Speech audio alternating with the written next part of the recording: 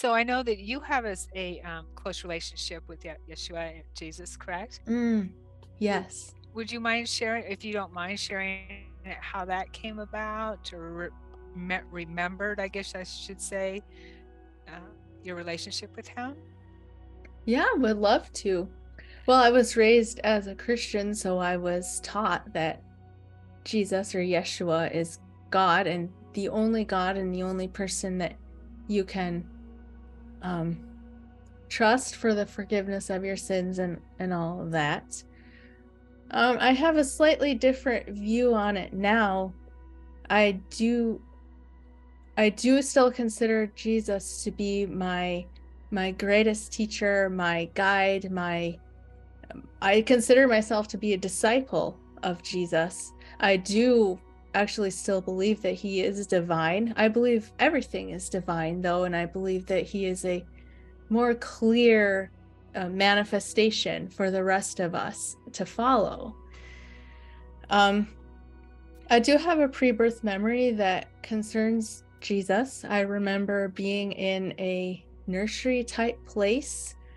For some reason, I always want to call it the Garden of Light. And it was this beautiful light filled place where um, everything was made of light, and it was light like steam, like light flowing from one thing into the next, and the air was made of light, and it was so brilliant.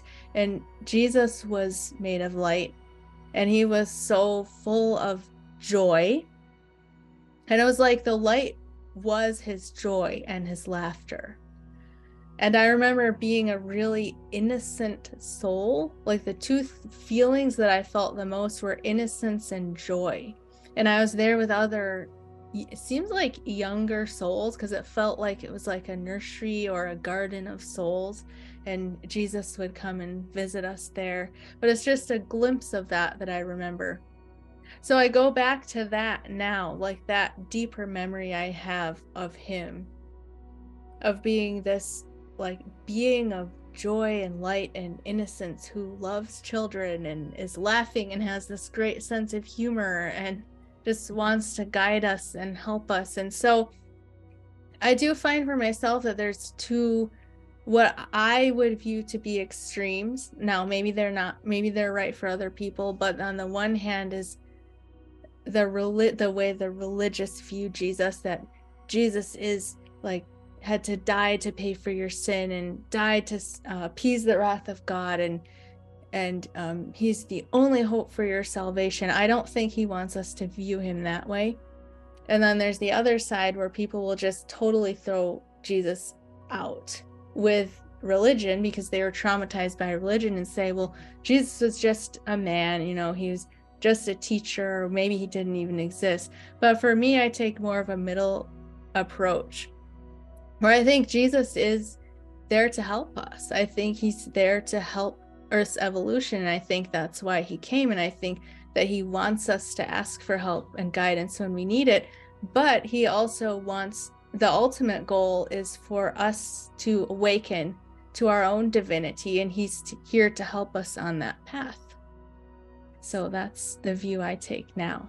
Yeah, I love that. Thank you. Thank you. So you talk about pre-birth memories. I find that fascinating. Is that similar to, I guess, what you're probably aware of Journey of Souls, right? Yes, I read it. Okay, Michael Mm-hmm. Newton. Yeah. Is that similar to what he was experiencing with his clients or patients with life between life, I guess, type of Mm. experiences?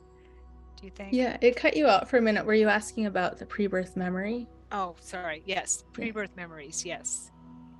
Yeah, I don't have such a clear cut memory as the people will get in the hypnosis sessions of like this happened and then this happened and then I planned my life and then I came in.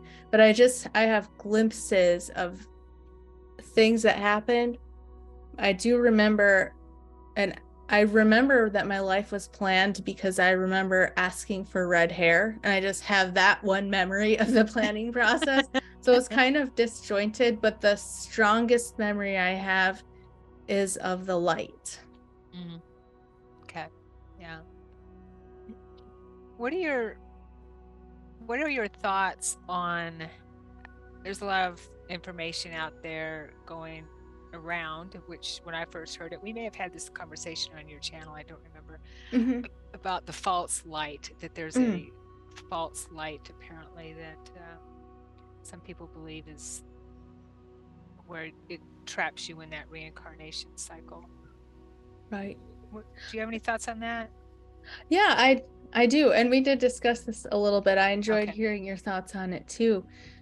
My if I'm going, I can only speak for myself, really. If I'm going off of my own memories and my Hmm. own experience with the light, I would say what I experienced was not false.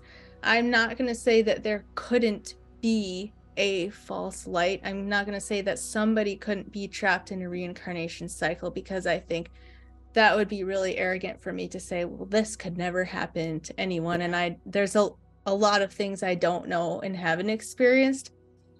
But for speaking for myself, what I experienced was not false. And the way I can say that with such confidence is because they describe this false light as if it's luring people in with feelings of love and peace, and then um, somehow convincing them or deceiving them into going and living another life. And what I experienced was so far beyond just a feeling of love. And it this is where it gets really hard, because I can't put it into words, and I need to be able to explain what I'm saying. But the entire afterlife is made of love. It's not like there's just this light that tricks you. Everything is love.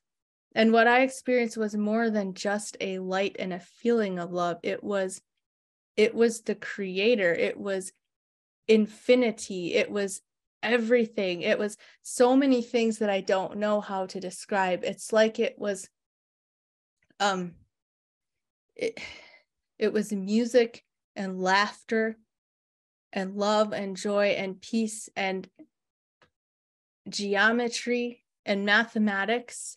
And it was like the creation happening in the eternal present moment. So it was like you're experiencing it's like I don't it's like it's outside of time, so it's hard to put this into words, but it's like you're experiencing creation happening. And the creation is a song of love.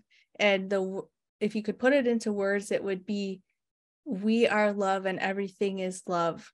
Come experience love with us. And this is eternally happening. And you're in this moment and it's happening all around you.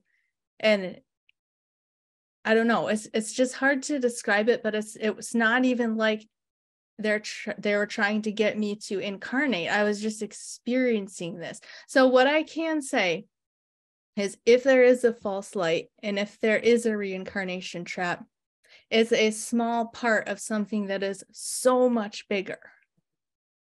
And the universe itself is benevolent.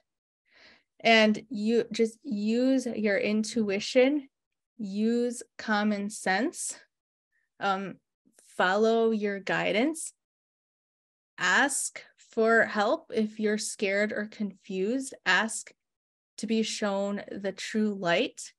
And there's nothing to fear. There is absolutely nothing to fear. Thank you. Thank you. That's beautiful.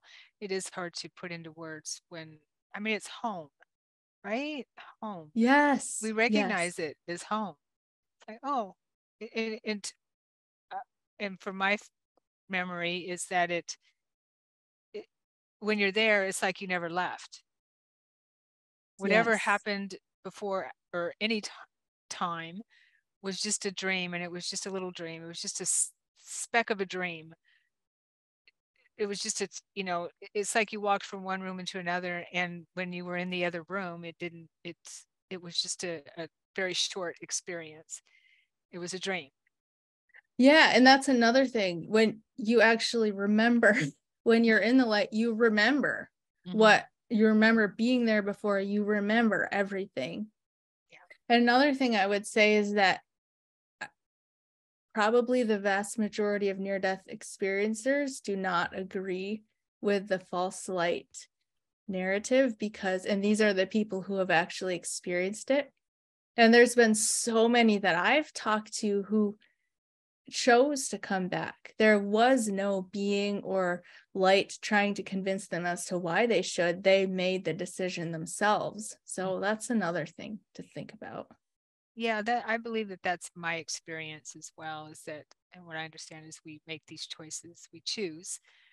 And reincarnation is just part of the big plan, whatever we want to call it, the Right. big experience that we're experiencing here. So I'm sure that Earth is not the only planet where we have reincarnation.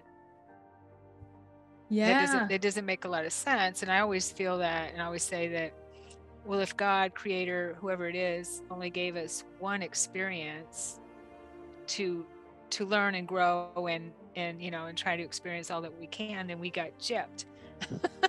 Yeah, I agree. Why not have as many as we can? And learn how to master the lower planes, where we want to call them lower frequencies, as we move up. And then we're like, Mhm. okay, well, I'm done on that planet. I figured that out. Now, we're up here in the higher frequencies where we're home again. 'Cause to me, it's kind of like, well, people have called it school. We decided to go to Earth College or Earth School. And toddlers, I love that analogy, because we're kind of like toddlers here. Yeah, Yeah, I love that analogy totally. too. Yeah. And so, let's do that. Let's go into a cycle on another planet or another star system or something like that. Why not? I see it Mhm. as planet hoppers and galaxy hoppers, and just moving around the universe, experiencing. Yeah, To me, that sounds more fun. yeah. Yeah, I think that that's what we're all doing, is experiencing and learning and expanding our own level of awareness. And I know myself, in this world, I totally believe that I would choose to come back because I like a challenge. Mhm. And I think that's probably how a lot of us are. We get over there and we just think, oh, well, I'm going to go try this. I can Right. handle it. Then we get here and we're like, no, why? What was I thinking? I Yeah. know, right?